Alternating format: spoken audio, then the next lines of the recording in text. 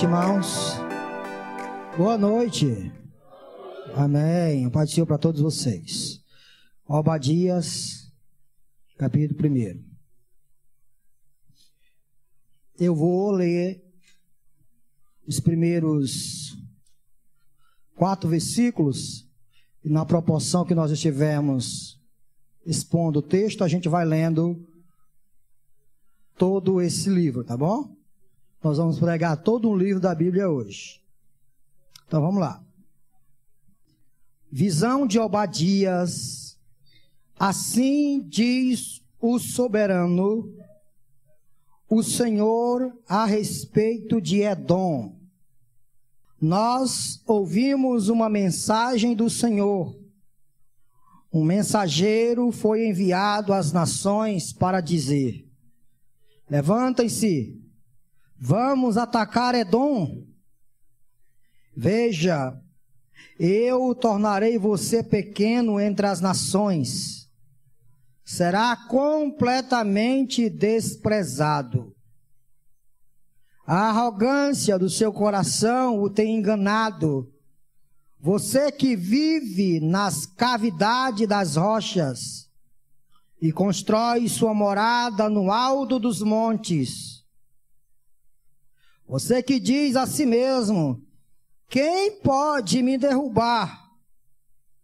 Ainda que você suba tão alto como a águia e faça o seu ninho entre as estrelas, dali eu o derrubarei, declara o Senhor. Eu acho que a maioria de nós já ouviu aquele ditado que diz: é nos pequenos frascos que nós encontramos as maiores fragrâncias, ou encontramos os melhores perfumes. Acho que todos nós já ouvimos esse ditado.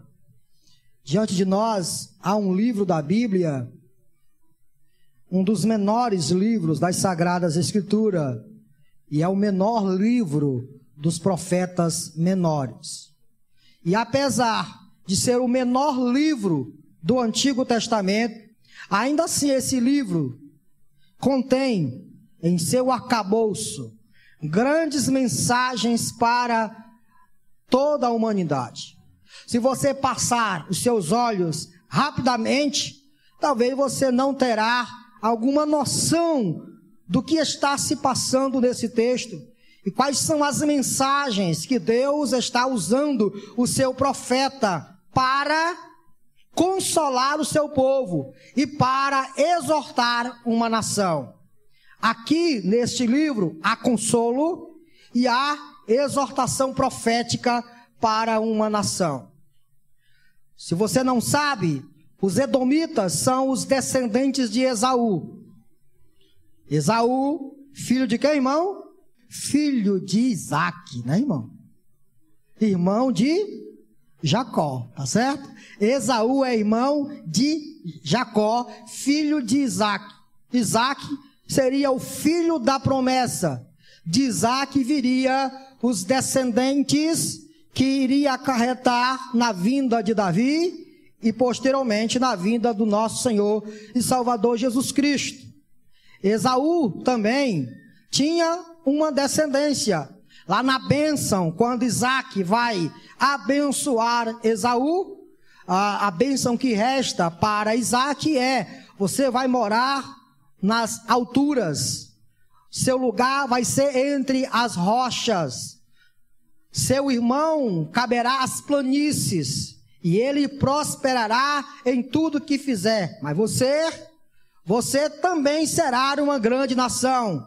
Entretanto, o lugar que lhe cabe é nas rochas, é nos penhascos.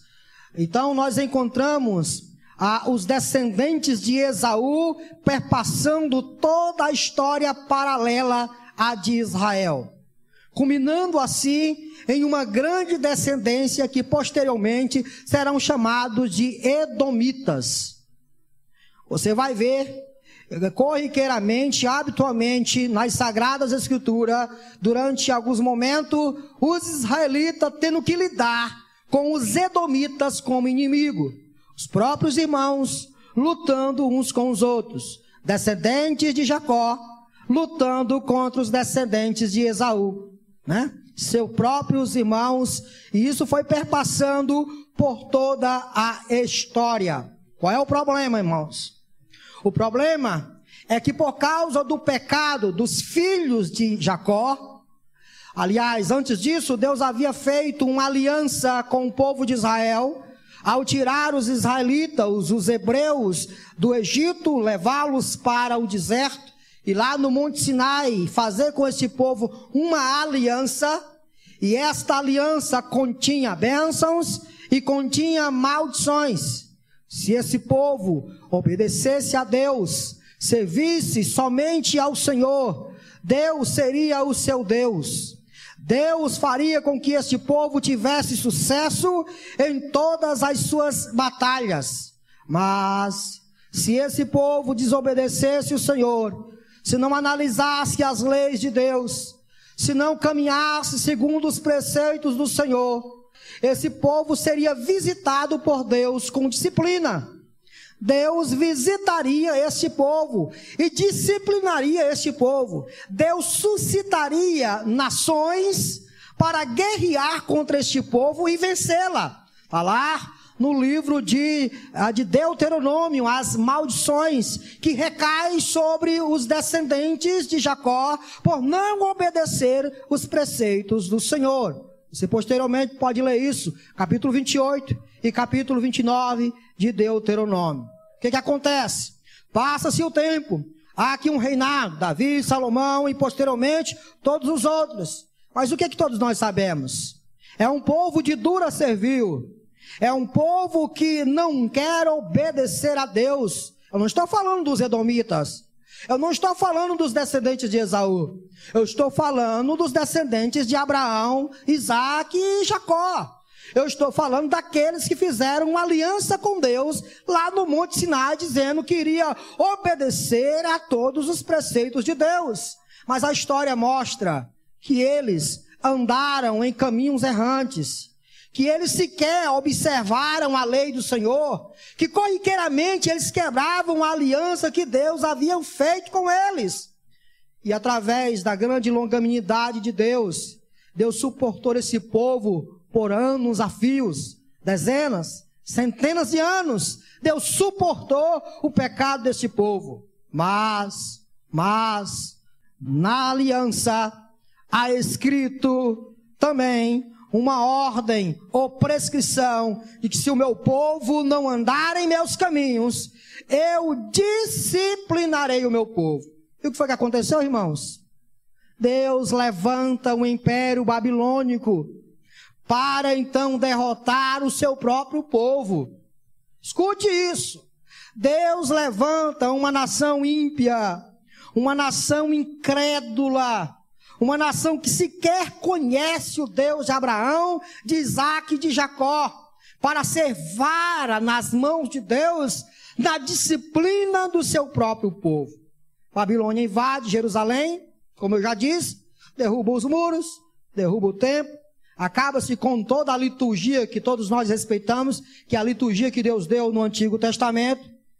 Mas, durante esse período da invasão dos babilônicos, havia um povo que ajudou os babilônicos a invadir Jerusalém. Houve um povo pequenininho que morava nas alturas, nos penhascos. Houve um povo que, quando os judeus, por alguma questão, fugia dos muros de Jerusalém, escapava e então entrava nos penhascos, havia um povo que simplesmente não teve piedade dos judeus. Houve um povo que pegava esses fugitivos, eles ficavam guarnecidos nos penhascos, nas brechas, esperando os judeus passarem. Quando os judeus passavam, eles amarravam os judeus. Se não matavam, eles entregavam os judeus para os babilônicos. Esse era o povo edomita. Depois de toda essa crueldade, de toda esta vingança feita pelos edomitas, Deus levanta o profeta Obadias para lançar uma profecia aos edomitas por causa da crueldade deles. Tendo dito isso, irmãos, a primeira mensagem para nós esta noite é: Deus tem zelo pelo povo da aliança. Olha o que diz o versículo 17. Mas no monte Sião estarão os que escaparam. Ele será santo, e a descendência de Jacó possuirá a sua. Do que eu estou falando aqui? Do que esse versículo está dizendo? O versículo está dizendo que apesar da disciplina que Deus está impetrando sobre o seu povo, está contido dentro da disciplina uma restauração. A aliança que Deus fizera com o povo lá no Sinai continha disciplina, mas também continha restauração. Deus disse que iria visitar o seu povo com disciplina, mas em dado momento Deus iria restaurar o seu povo. E a pergunta que nos cabe aqui esta noite é: por que Deus está disciplinando o seu povo? A resposta é óbvia e eu já falei. Por causa dos seus pecados, por causa das suas iniquidades. Porque Deus é um Deus zeloso, e Deus já havia falado isso lá na aliança. Eu sou um Deus zeloso. Para lembrar os irmãos disso, abra sua Bíblia lá, deixa aberta aí em Obadias que a gente vai voltar para cá. Mas lá em Êxodo, capítulo 20, Êxodo, lá no momento em que Deus faz a aliança com o seu povo. E Deus falou todas estas palavras: eu sou o Senhor, o teu Deus, que te tirou da terra da escravidão. Não terás outros deuses além de mim. Não farás para ti nenhum ídolo, nenhuma imagem de qualquer coisa no céu, na terra ou nas águas debaixo da terra. Não te prostrarás diante deles, nem lhe prestarás culto, porque eu, o Senhor, o teu Deus, sou Deus zeloso. Deus sempre cuidou da sua propriedade, irmãos. Isso foi sempre um trabalho da parte de Deus. Cuidar daquilo que é dele. E qual é a questão aqui? É que aquilo que é dele agora está envergonhando o seu nome.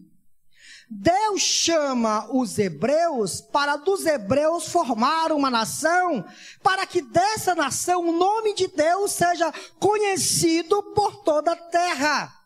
Se os hebreus, se a nação se santificasse, o nome de Deus seria santificado em toda a terra.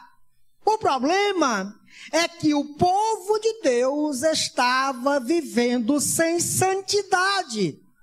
O povo de Deus estava quebrando os princípios da aliança que o próprio Deus já havia determinado para com o seu povo. Logo, irmãos, a gente aprende que Deus não deixa para lá. Deus simplesmente não diz: eu me desagradei de vocês e sabe de uma coisa? Eu não quero mais vocês. Eu vou escolher para mim um outro povo. Deus não faz isso, irmão. Deus não faz isso. Apesar do seu povo estar caminhando em caminhos tortuosos, Deus vai santificar o seu povo. Deus vai restaurar o seu povo. Dentro da disciplina há exatamente essa ideia. Deus disciplina por quê? Qual a razão de Deus disciplinar? Qual o motivo de Deus trazer os babilônicos para invadir Jerusalém se não for santificar o seu povo? E talvez vocês não saibam, depois do cativeiro babilônico, os judeus nunca mais se prostraram diante de nada. Se há algo que os judeus não fazem, é se prostrar diante de qualquer coisa. Eles aprenderam. Eles aprenderam. Apesar de que quando Jesus Cristo veio, eles já estavam tudo cheio de hipocrisia, cheio de farisaísmo. Não se curvava diante de imagem, né? Criaram até uma tradição para ir além daquilo que Deus havia dito, né? Os fariseus criaram tudo isso. Se Deus mandava eles vestir uma roupa até o joelho, eles começaram a vestir uma roupa até os pés, até os tornozelos. Medo, pavor. Qual é a ideia, irmãos? Deus tem zelo pelo seu povo. E porque Deus tem zelo pelo seu povo, e zelo aqui é a ideia de ciúme. Deus quer o seu povo só para si. Deus quer que o seu povo caminhe segundo a sua vontade, adorando somente a Ele, esquecendo-se de viver debaixo de idolatrias e adorando a outros deuses. A vontade de Deus é que esse povo encontre a razão de sua vida, a razão de sua existência, apenas no Deus que os tirou da terra do Egito. Se eles não caminham nesse caminho, se eles não ficam debaixo dessa ideia, Deus não vai desprezá-los. Deus não vai abandoná-los. Deus vai discipliná-los. Deus vai levá-los para um beco sem saída. Para lá do beco sem saída, eles clamarem, eles chorarem. Eles dizem: Senhor, socorre-nos, nós reconhecemos os nossos pecados e voltamos agora completamente para Ti. Não foi isso que aconteceu, irmãos? Você lê o Salmo 137, você lê o Salmo 126 e é isso que você vê. Veja comigo, por favor, o Salmo de número 137. Salmo 137. Salmo 137. Qual o contexto do Salmo 137? Eles estão enclausurados na Babilônia. Foram levados cativos para a Babilônia. Lá está o povo de Deus. Certo? Servindo como escravos no Império Babilônico. Olha o que acontecia. Junto aos rios da Babilônia, nós nos sentamos e choramos com saudade de... Quando eles estavam em Sião, eles não respeitavam a cidade santa. Quando eles estavam lá em Sião, eles não respeitavam o culto ao Senhor. Quando eles estavam em Sião, eles não respeitavam o Senhor. Mas agora, em terra estrangeira, eles estão com saudade de tudo aquilo que eles perderam. E aquele ditado é verdade, viu, irmão? A gente só dá valor a alguma coisa quando a gente perde. Eles perderam tudo que Deus havia dado a eles. E numa terra estranha agora eles estão chorando com saudade de ter aquilo que antes eles tinham. Olha o trabalhar de Deus. Ali, nos salgueiros, penduramos as nossas harpas. Ali, os nossos captores pediam-nos canções. Os nossos opressores exigiam canções alegres, dizendo: cantem para nós uma das canções de Sião. E o que é que eles diziam? Versículo 4. Como poderíamos cantar as canções do Senhor numa terra estrangeira, que a minha mão direita define, ó Jerusalém, se eu me esquecer de ti, que a língua se me grude ao céu da boca, se eu não me lembrar de ti e não considerar Jerusalém a minha maior alegria. Olha agora como o negócio mudou, irmãos. Lá em Jerusalém, eles não respeitavam a cidade. Lá em Jerusalém eles não viviam de forma santa, mas agora em terra estrangeira, Deus está santificando ele. Como isso é incrível, irmãos! Como isso é incrível! Deus inicia o seu processo de santificação do povo de Israel na Babilônia. É lá na Babilônia que eles vão se santificar e se separar completamente do pecado. Ou você não encontrou o livro de Neemias? Abra comigo em Neemias, por favor. Eu estou lendo todos esses textos porque todos eles estão grudados um ao outro, tá bom, irmãos? Neemias. Qual é o contexto de Neemias? Neemias também é um servo de Deus que serve a Deus no império depois do Império Babilônico, viu? Está lá. Ele não está em Jerusalém. Ele está onde? Ele está na cidade de Suzã, né? Olha só o que diz o texto. Olha só. Versículo 1 de Neemias. Palavra de Neemias, filho de Acalias. No mês de Quileus, do 20º ano, enquanto eu estava na cidade de Suzã, Anani, um dos meus irmãos, veio de Judá com alguns outros homens, e eu lhes perguntei acerca dos judeus que restaram, os sobreviventes do cativeiro, e também sobre Jerusalém. E eles me responderam, estou lendo versículo 3, aqueles que sobreviveram ao cativeiro e estão lá na província, passam por grande sofrimento e humilhação. O muro de Jerusalém foi derrubado e as suas portas foram destruídas pelo fogo. Quando ouvi essas coisas, sentei-me e chorei. Passei dias lamentando-me, jejuando e orando ao Deus do céu. Então eu disse, olha a oração de Neemias. Senhor, Deus dos céus, Deus grande e temível, fiel à aliança e misericordioso com os que te amam e obedecem aos teus mandamentos. Que os teus ouvidos estejam atentos e os teus olhos estejam abertos para a oração que o teu servo está fazendo diante de ti, dia e noite, em favor de teus servos, o povo de Israel.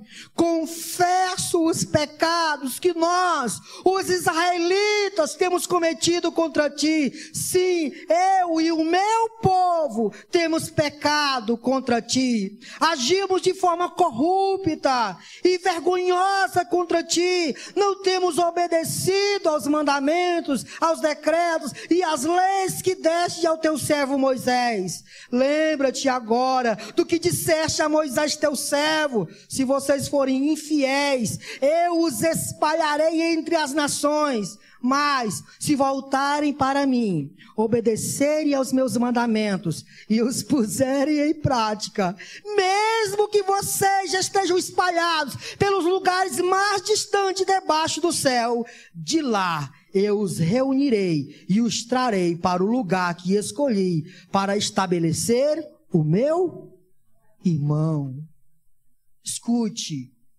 Deus fez uma aliança com o seu povo, e esta aliança continha disciplina, e na disciplina continha restauração.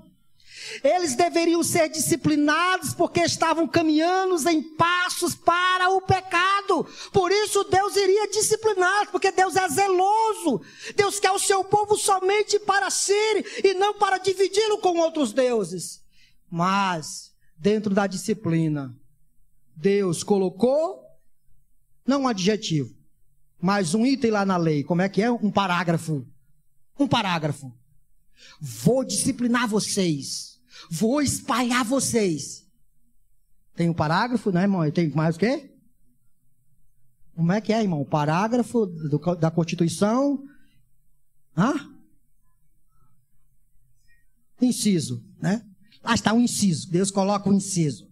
Mas, se vocês se arrependerem dos seus pecados, se vocês reconhecerem o caminho de vocês e voltarem para mim de todo o coração, eu sou fiel à minha aliança e eu os receberei novamente. O que Deus está agora? Volta lá para o livro de Obadias.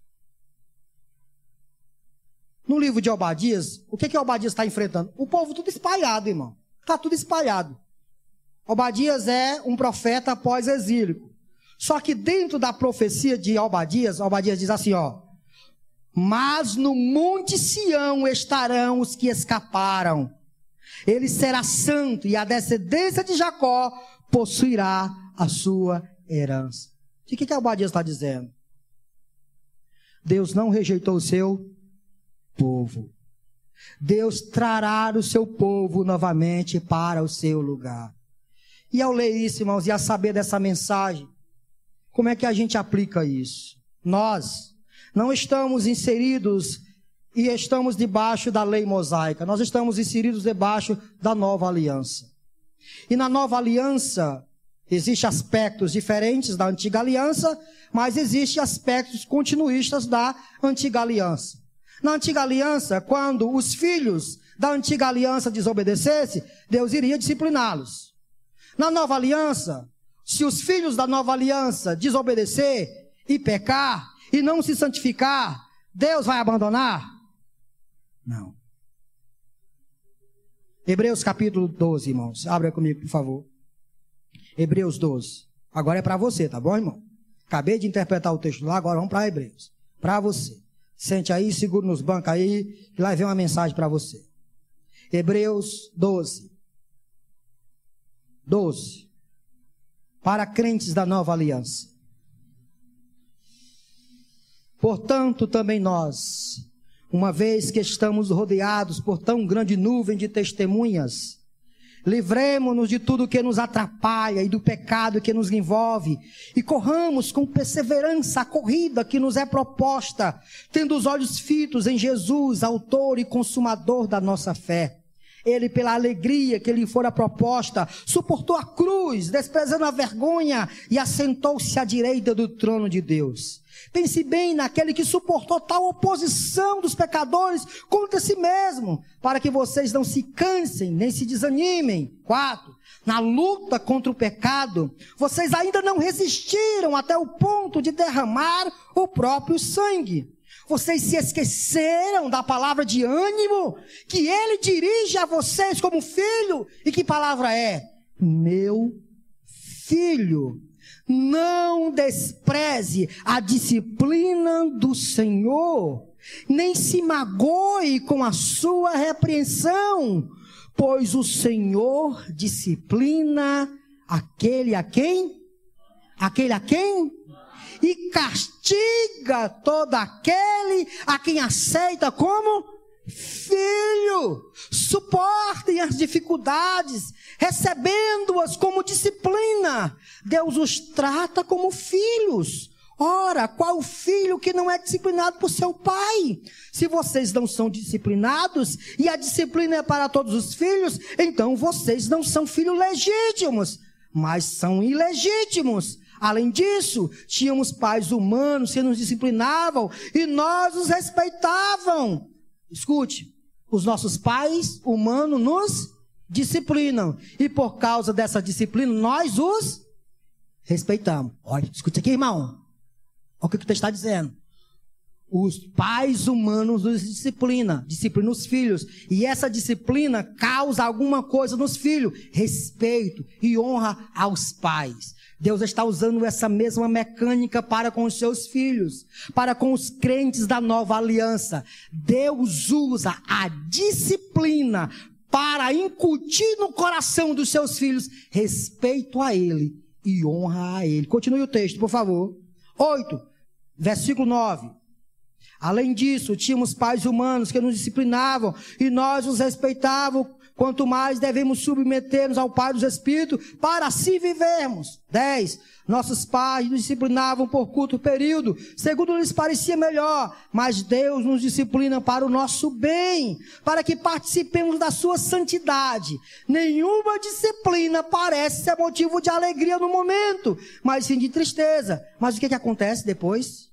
Mais tarde, porém, essa disciplina produz fruto de justiça e paz para aqueles que por ela foram, irmãos, exercitados.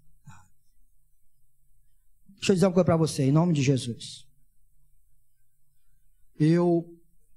Como no ministério pastoral, eu aprendi uma coisa.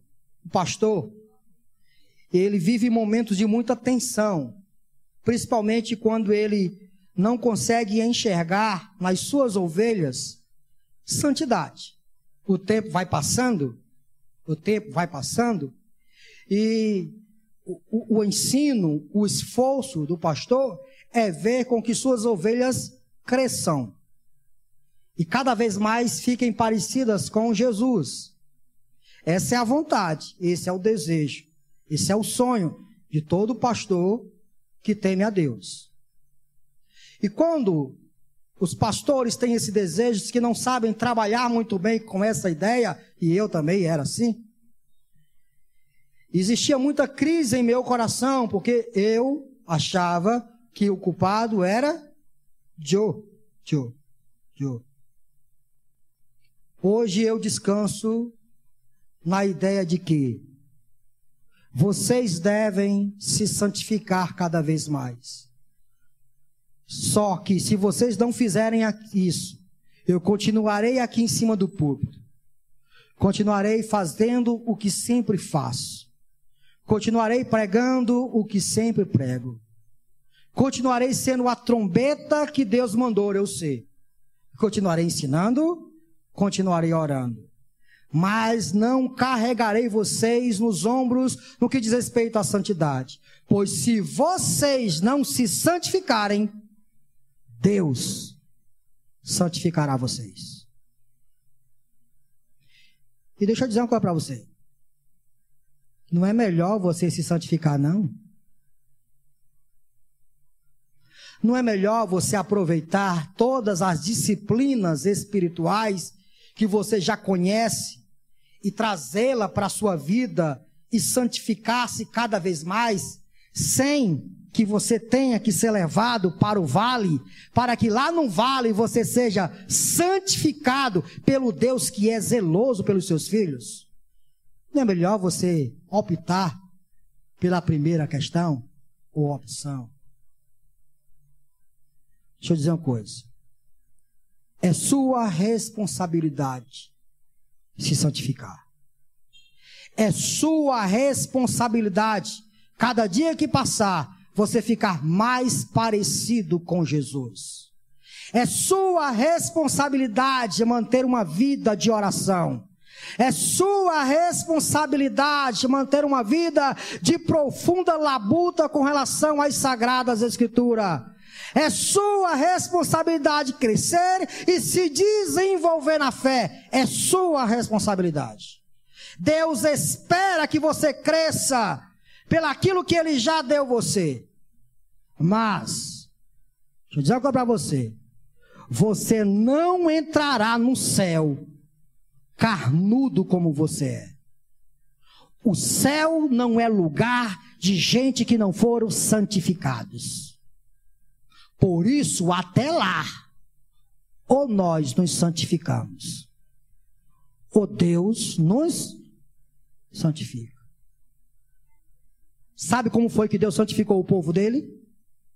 Levantando uma nação ímpia, matando a maioria da população, derrubando tudo o que eles tinham de alegria na vida, para no fundo do poço eles olharem para cima e então dizer: Senhor, reconheço que só Tu és o meu Deus. Deus é um Deus zeloso. Amém, irmãos? Amém. Continuemos o texto e você vai ler o versículo 1 e versículo 3 do livro de Obadias. Diz assim: visão de Obadias. Assim diz o soberano, o Senhor, a respeito de Edom. Nós ouvimos uma mensagem do Senhor. Um mensageiro foi enviado às nações para dizer: levante-se, vamos atacar Edom. Veja, eu tornarei você pequeno entre as nações. Será completamente desprezado. A arrogância do seu coração o tem enganado, porque você vive nas cavidades da rocha e constrói sua morada no alto dos montes, e você diz a si mesmo: quem pode me derrubar? Quem pode me derrubar? Olha cá, irmãos. Qual é a primeira mensagem que nós aprendemos com o livro do profeta Obadias? Deus é um Deus zeloso que santifica o seu povo. Qual é a segunda mensagem? O orgulho precede a queda. Escute, ouça. Eu não vou pedir para você repetir para o seu vizinho, não. Ouça. O orgulho precede a queda. Esse povo foi se estabelecendo nos lugares altivos, e normalmente a batalha era sempre travada nas planícies.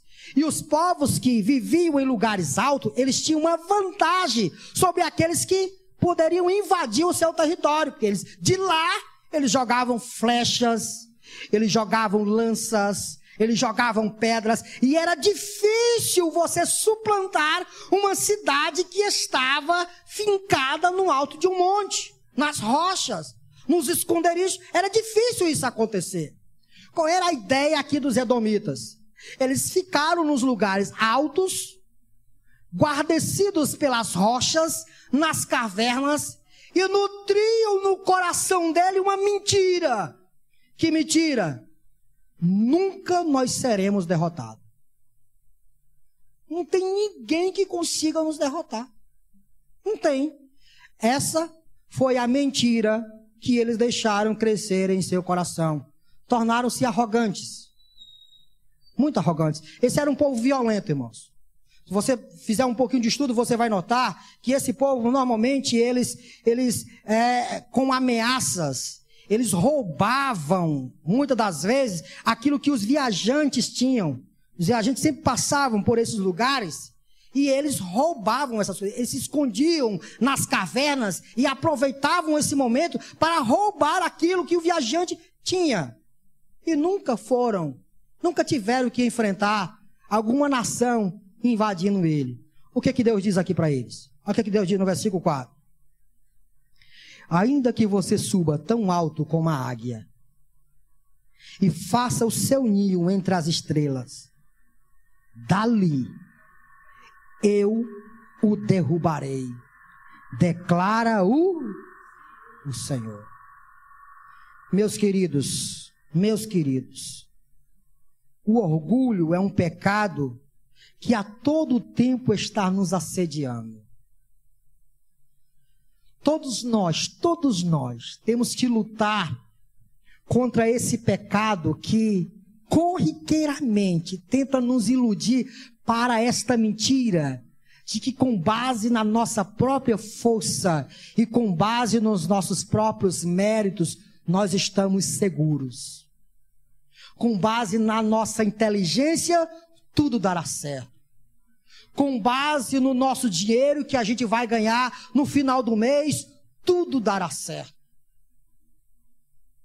O salmista, desde cedo, ele teve que lidar com uma verdade.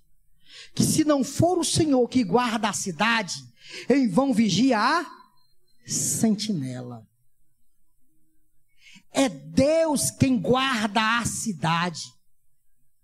É Deus quem faz prosperar o caminho dos homens. Tudo que você tem por causa de Deus. Não é seus méritos, não é sua inteligência, não é a sua força. Aliás, sua força é Deus quem dá. Seu ar que você respira é Deus quem dá. Mas corriqueiramente, irmãos, nós temos que lidar com essas verdades que o próprio Tiago já acabou com tudo isso lá em Tiago, capítulo de número 3, e eu levo vocês para esse texto. Tiago, capítulo 3. Abra lá, por favor. Tiago 3, 4. Tiago, capítulo 4. Olha o que aqui diz. No versículo 13. Ouçam agora vocês que dizem, hoje ou amanhã iremos para esta ou aquela cidade. Passaremos um ano ali, faremos negócio e ganharemos dinheiro. Você nem sabe o que lhe acontecerá amanhã, que é a sua vida. Vocês são como a neblina que aparece por um pouco de tempo e depois se dissipa. Ao invés disso, vocês deveriam dizer, se o Senhor quiser, viveremos e faremos isto ou a... De que Tiago está falando, irmão? Da arrogância do coração dos homens. Que acham que são os seus méritos que o fazem conquistar alguma coisa. Ah, ganhei, comprei um carro, é os meus méritos. Foi Deus quem lhe deu. Conquistei minha casa própria. Foi Deus quem lhe deu. Seu casamento, foi Deus quem lhe deu. Seus filhos, foi Deus quem lhe deu. Quando nós não temos isso na mente, quando qualquer uma dessas coisas é tirada de nós, o que acontece com a gente, irmão? A gente perde a vida. Quando a gente acha que tudo que temos é produto dos nossos méritos, e é porque a gente merece, quando essas coisas são tiradas de nós, como nós ficamos? Perdi minha vida. Ave Maria, se Deus tirar o meu filho eu morro. Seu filho não é seu. Seu filho é de Deus. Seu emprego não é seu. Seu emprego é de Deus. Tudo que você tem é de Deus. E assim como Ele lhe deu, Ele também pode? Porque é dele. Não é seu. Você apenas trabalha com aquilo que Ele lhe deu. E quando você não trabalha com essas perspectivas, o que mora no seu coração é orgulho, é arrogância, é prepotência. Você é apenas um vaso, só isso. Só isso, claro. Só isso já é muita coisa, né, irmão? Mas é isso que você é, um vaso na mão do oleiro, meu filho. Coloque isso na sua cabeça. Você é um vaso na mão do oleiro. E glória a Deus, porque nós somos vasos que dentro desse vaso contém a maior mensagem que impacta o mundo inteiro, que é o Evangelho. Nós somos embaixadores da paz, nós somos ministros do Evangelho. Nós somos luz, nós somos sal da terra. Mas somos tudo isso por causa de quem?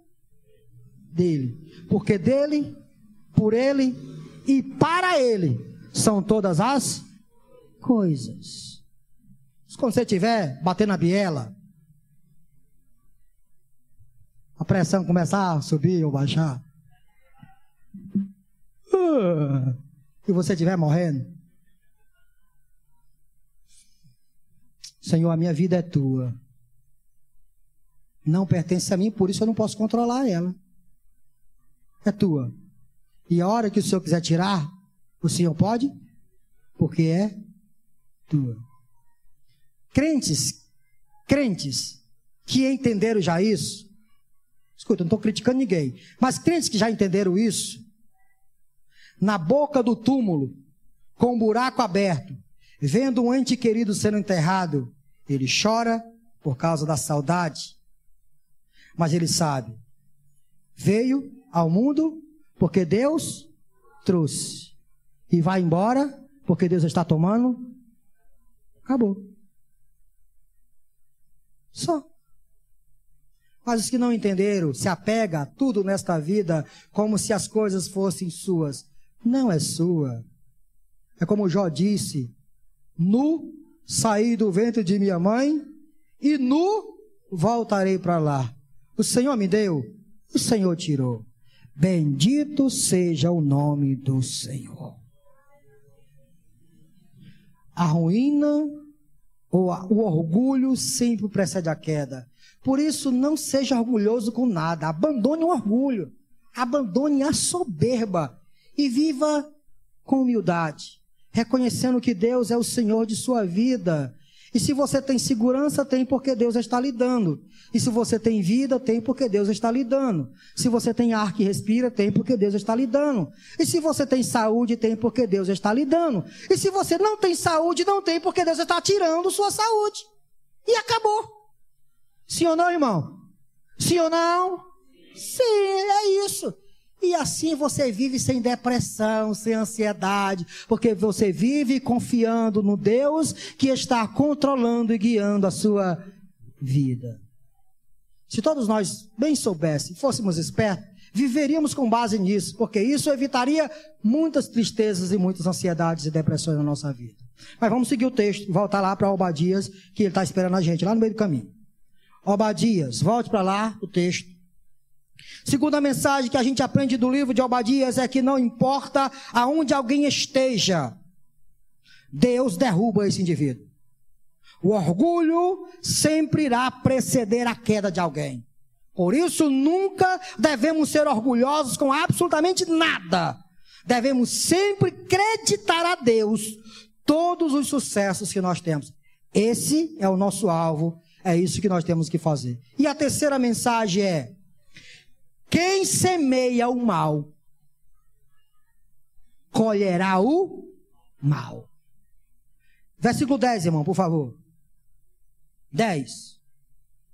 Por causa da violenta matança que você fez contra o seu irmão Jacó, você será coberto de vergonha e eliminado para sempre. no dia em que você ficou por perto, quando estrangeiros roubaram os bens dele, e os estranhos entraram por suas portas e lançaram sorte sobre Jerusalém, você fez exatamente como eles. Você não devia ter olhado com satisfação o dia da desgraça de seu irmão. Olha só o que o texto diz, irmão. Você não devia ter olhado com satisfação o dia da desgraça de seu irmão, nem ter se alegrado com a destruição do povo de Judá. Não devia ter falado com arrogância no dia da sua aflição. Não devia ter entrado pelas portas do meu povo no dia da sua calamidade, nem devia ter ficado alegre com o sofrimento dele no dia da sua ruína, nem ter roubado a riqueza dele no dia da sua desgraça. Não devia ter esperado nas encruzilhadas para matar os que conseguiam escapar, nem ter entregado os sobreviventes no dia da sua aflição, pois o dia do Senhor está próximo para todas as nações. Como você fez, assim lhe será feito. A maldade que você praticou recairá também sobre irmão. Isso é no Antigo Testamento. É? Não é não, irmãos? Nós já falamos aqui, todo esse texto já mostraram para vocês que os edomitas, eles eram descendentes de Esaú, co-irmão, né? Irmão dos israelitas. No dia da desgraça, no dia que Deus visitou o seu povo com disciplina, qual deveria ser a reação dos edomitas? Ficarem tristes, pois uma grande nação estava à ruína. Mas o que foi que eles fizeram? Como chacais, eles riram da desgraça dos judeus.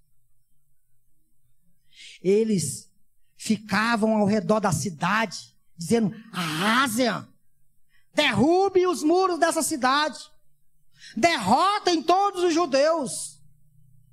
Eles eram, irmãos, aqueles que ficavam praguejando, dando mais força ainda aos babilônios a fazer a crueldade que os babilônios haviam feito.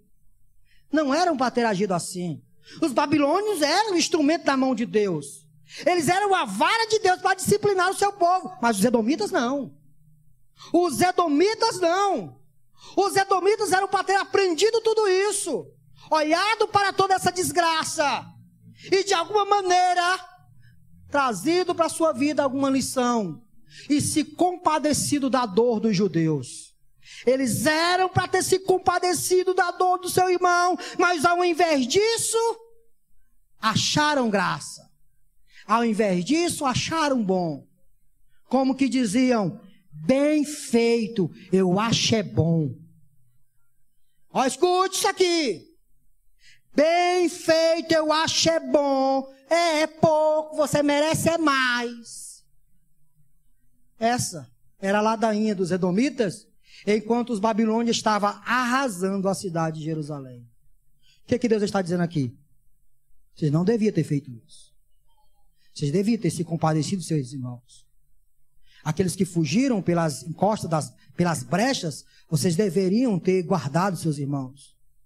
Vocês deveriam ter auxiliado eles. Mas o que vocês fizeram? Amarraram eles, prenderam eles, mataram alguns e entregaram aos babilônios. Vocês agiram de forma traiçoeira, de forma maldosa, quando o irmão de vocês precisava de vocês. Aí o que Deus diz? Assim como vocês fizeram, assim também acontecerá com vocês. Irmãos, escute. Nós, crentes da nova aliança, não fomos chamados para achar bom qualquer desgraça de alguém. Nós somos chamados para chorar com os que choram e se alegrar com os que se alegram. Abra sua Bíblia em Mateus, capítulo 6, por favor. Mateus, capítulo 6. Estou caminhando para o final.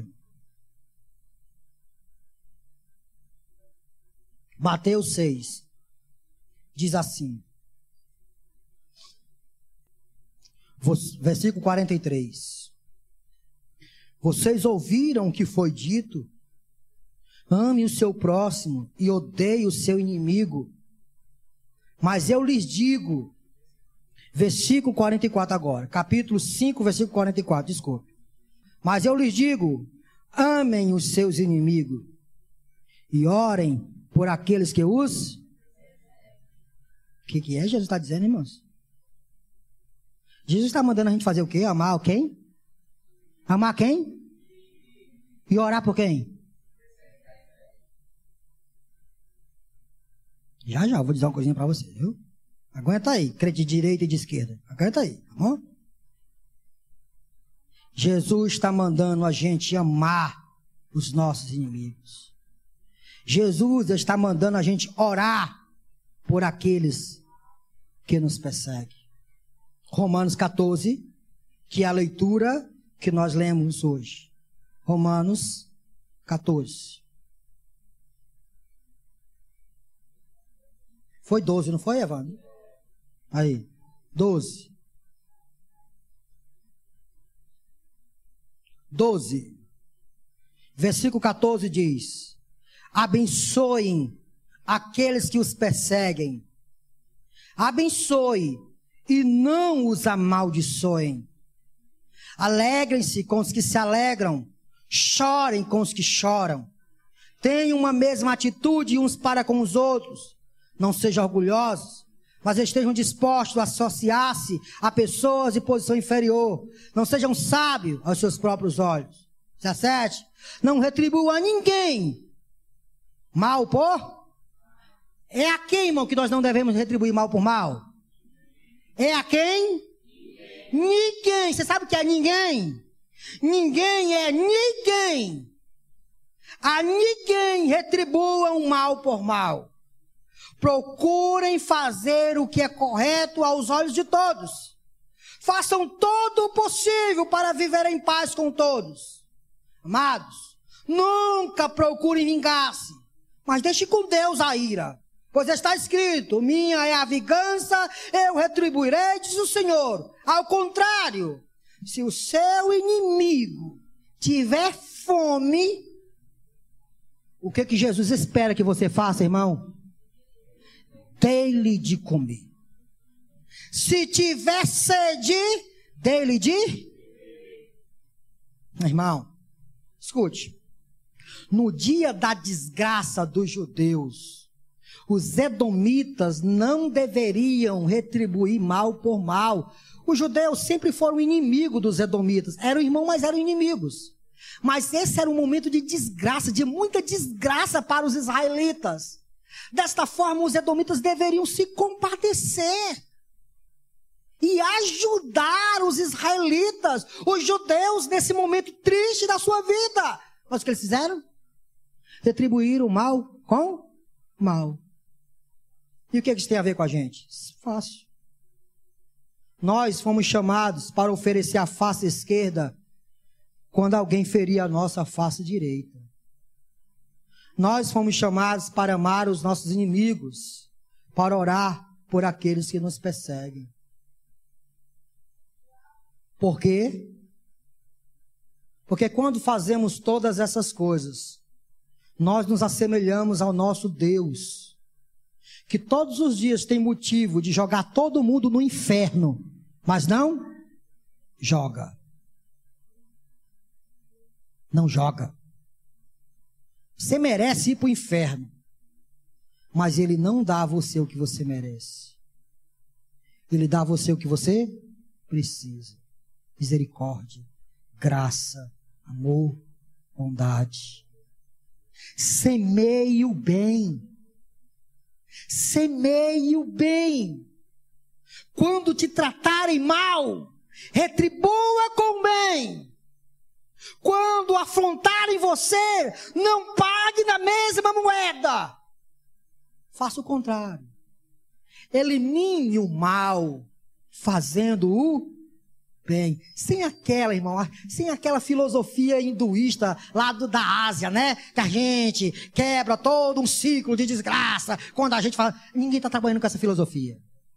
O que eu estou dizendo é que o Filho de Deus, no meio de um mundo corrupto e cruel, se manifesta completamente diferente. Ele é o agente da paz, agente da bondade, agente da misericórdia, sempre plantando o bem. Sempre quando a confusão está armada, ele é o primeiro a ser pacificador. Nunca ele diz aquela história, eu dou um boi para não entrar numa briga e uma boiada para não sair dela. Que conversa é essa? O cristão dá uma boiada para não entrar numa briga e milhares de boiadas ainda para sequer pensar sobre ela. Por quê? Porque o cristão é agente da paz. Plante o bem. Plante o bem. Porque Paulo disse que não se engane. Aquilo que nós plantamos, nós colheremos. E eu termino dizendo que o livro de Obadias nos mostra que a história está nas mãos de Deus. O versículo 20 e o versículo 21 diz assim: os israelitas exilados se apossarão do território dos cananeus até Sarepta. Os exilados de Jerusalém que estão em Sarafate ocuparão as cidades do Neguebe. Os vencedores subirão ao monte Sião para governar as montanhas de Esaú. E o reino será oh, aleluia! E o reino será do Senhor. Para qualquer espectador, toda aquela tragédia seria o fim dos judeus. Os judeus não tinham como escapar de sua extinção. 99% daqueles que entravam no exílio se acabavam. O nome se acabava. Só que, irmãos, deixa eu dizer uma coisa para vocês. A história não está na mão dos homens. A história não está na mão dos poderosos. A história está nas mãos de Deus. É Deus quem vai tecendo a história das nossas vidas, construindo cada momento em que nós vivemos. E às vezes, as grandes tragédias e circunstâncias que se abatem sobre as nossas vidas, faz com que a gente pense que tudo acabou. Agora que começou, irmão. Escute, a minha vida, a tua vida, está nas mãos de Deus. E Ele está controlando toda a tua história. Para o povo de Israel, aquilo era apenas uma nuvem passageira. Aquilo era um momento de disciplina da parte de Deus. Mas essa disciplina iria se acabar e o povo iria retornar para Jerusalém. Salmo 126. Quando o salmista diz, quando o Senhor restaurou a nossa sorte, nós ficamos como os que sonham. Ficamos abismados com o que o Senhor fez. Da mesma forma, eu quero dizer para você, não se atemorize, não se atribule, não fique perplexo, não fique perturbado quando as coisas estão parecendo que são infidáveis para você. Quando tudo parece ser o fim do túnel. Talvez seja exatamente aí que Deus quer que você esteja, para restaurar a sua sorte e fazer com que Ele lhe tire do monturo e passe a reinar com os príncipes. Porque o reino pertence ao Senhor. O reino é dele.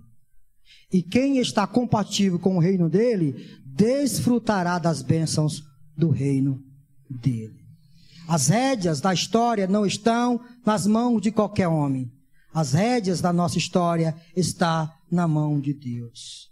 Por isso, se você chegou aqui totalmente arrasado, achando que não há mais saída para o seu casamento está nas mãos de Deus.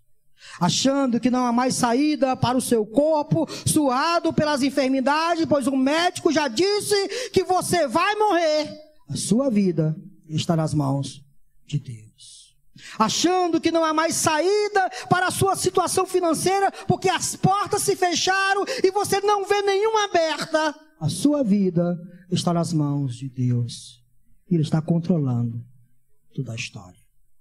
No fim, no fim, o reino será do e de todos aqueles que servem a Ele. No fim, escute, crentes da nova aliança, no fim, todas as coisas cooperam para o bem daqueles que amam a Deus, daqueles que foram chamados segundo o seu propósito.